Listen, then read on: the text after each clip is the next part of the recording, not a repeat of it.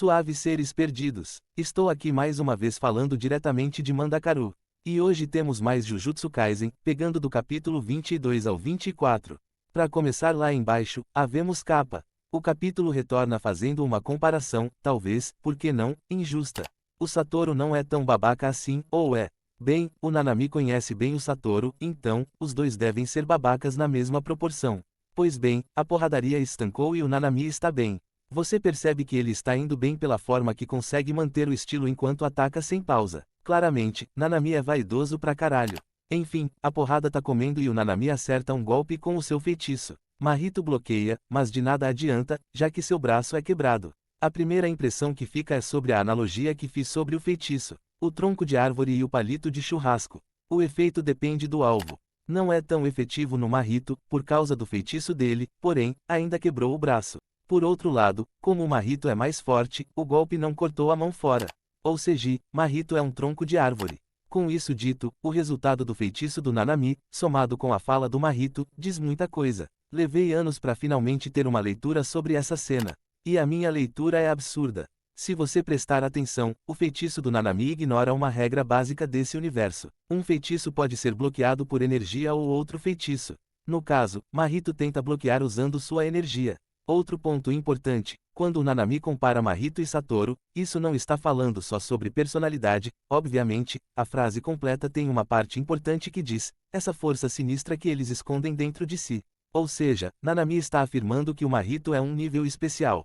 Logo, ele acabou de cortar o braço de um nível especial que se protegeu com energia amaldiçoada. O resultado, entre aspas, correto, seria um bloqueio limpo. Algo como bater com um martelo de borracha numa chapa de madeira. Porém, o braço é quebrado e rasgado. Logo, o feitiço do Nanami ignorou a barreira de energia do Mahito. Outro ponto importante, essa versão do Nanami não está nem utilizando o seu máximo. Então, imagine o potencial máximo. Infelizmente, o Nanami é muito mente fechada.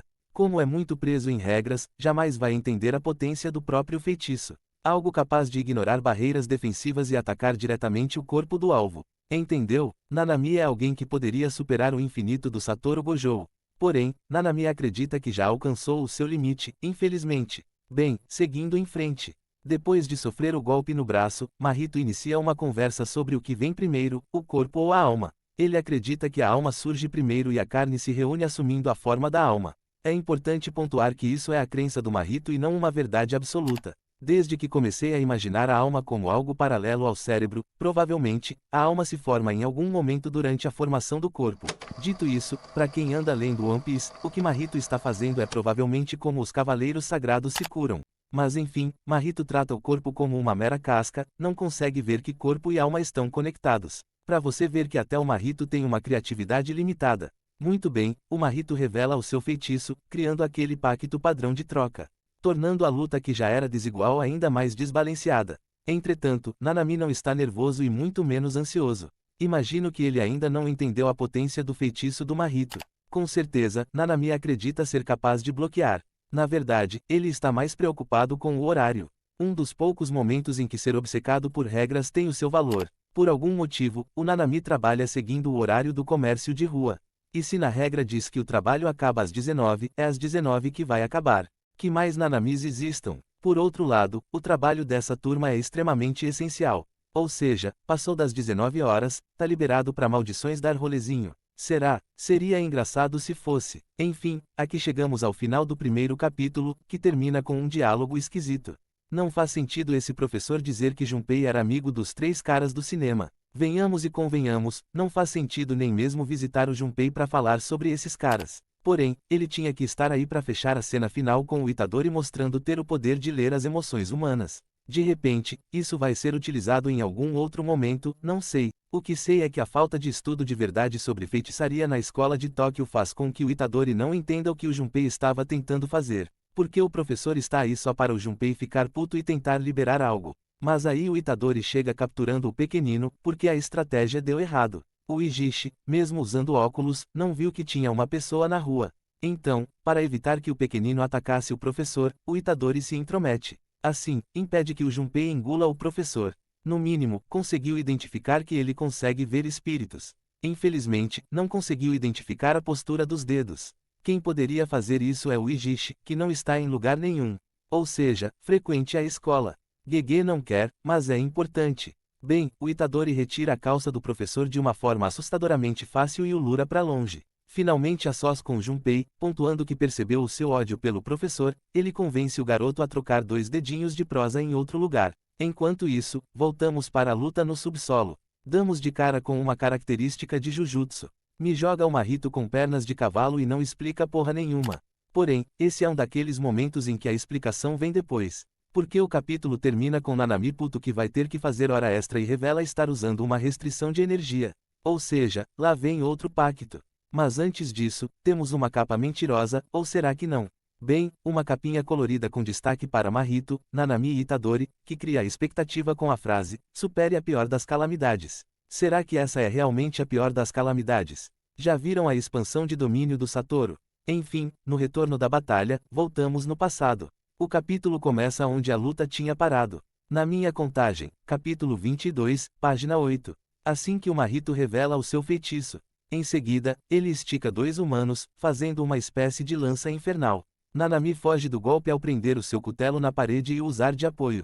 Tenho que pontuar que gostei dessa cena. Adoro esses momentos aéreos em que os personagens desviam de forma coerente. Quando o povo tá no ar e desvia dobrando o vento, pra mim, tudo lixo. Dito isso, após o desvio, Nanami revela que o Mahito consegue alterar a forma, mas a massa do corpo não muda. Ou seja, a força desses corpos transfigurados imensos vem da inserção de energia do próprio Mahito. Em seguida, Nanami comenta que o seu feitiço não é efetivo contra esses humanos superestirados.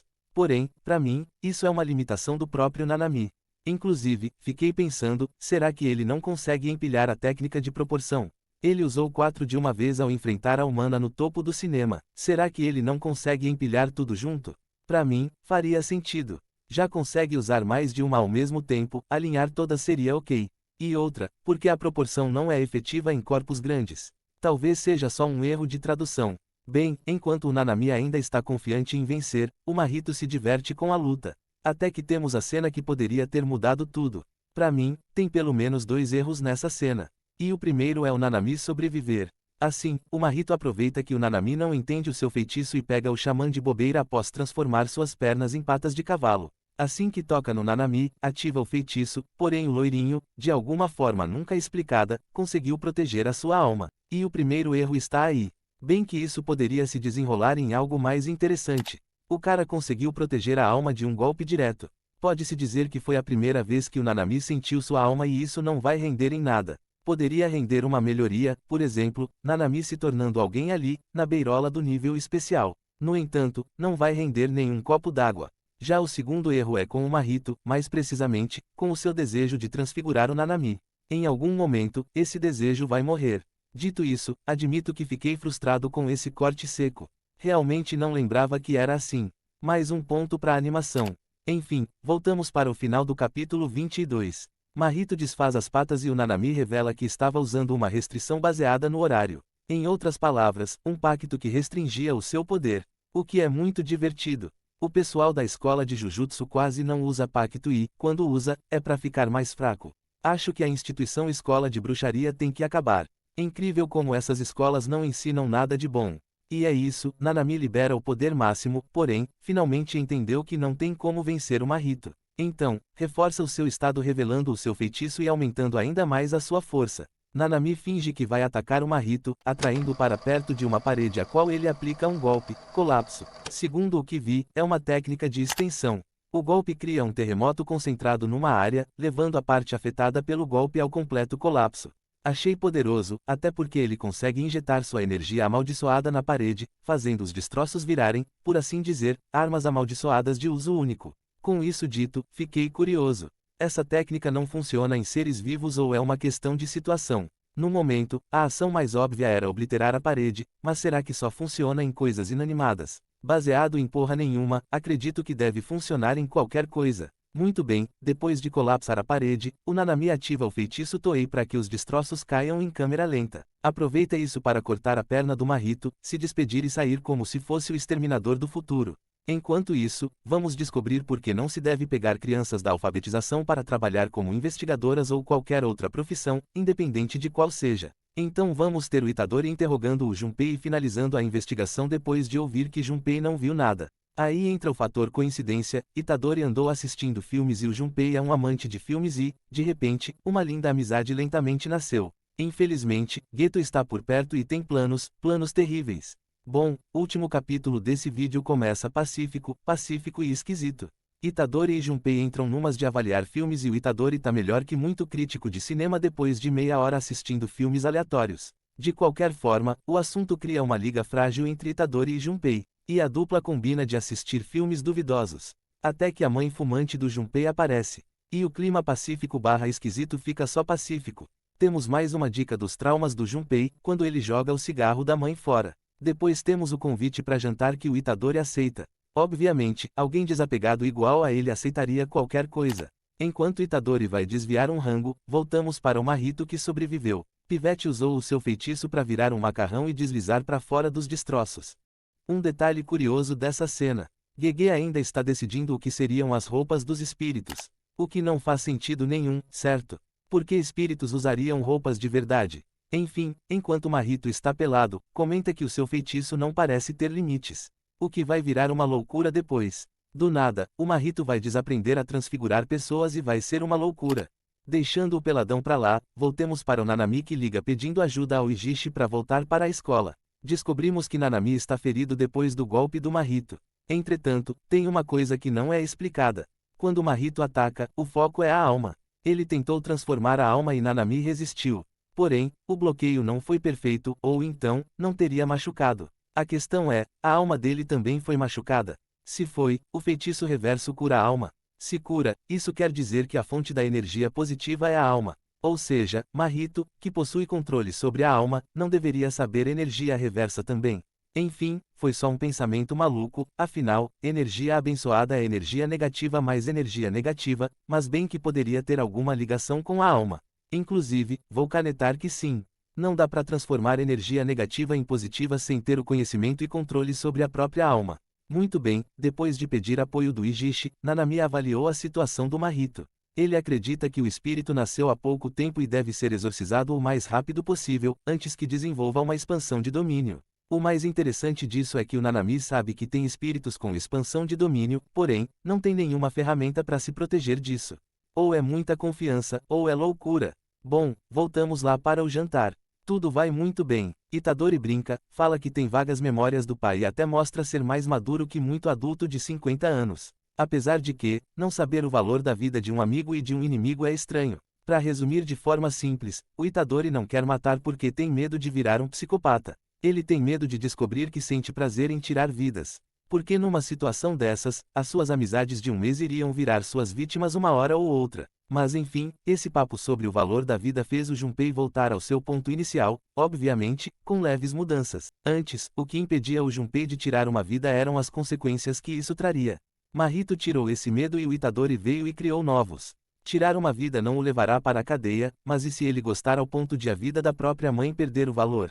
Entretanto, a opção de viver feliz já não o pertence mais. Alguém invadiu a casa e largou um dedo do Sukuna na frente da mãe do Junpei, o dedo atraiu um espírito e, de alguma forma, isso vai virar um furo de roteiro. Mas o furo fica para o próximo vídeo, porque esse acabou.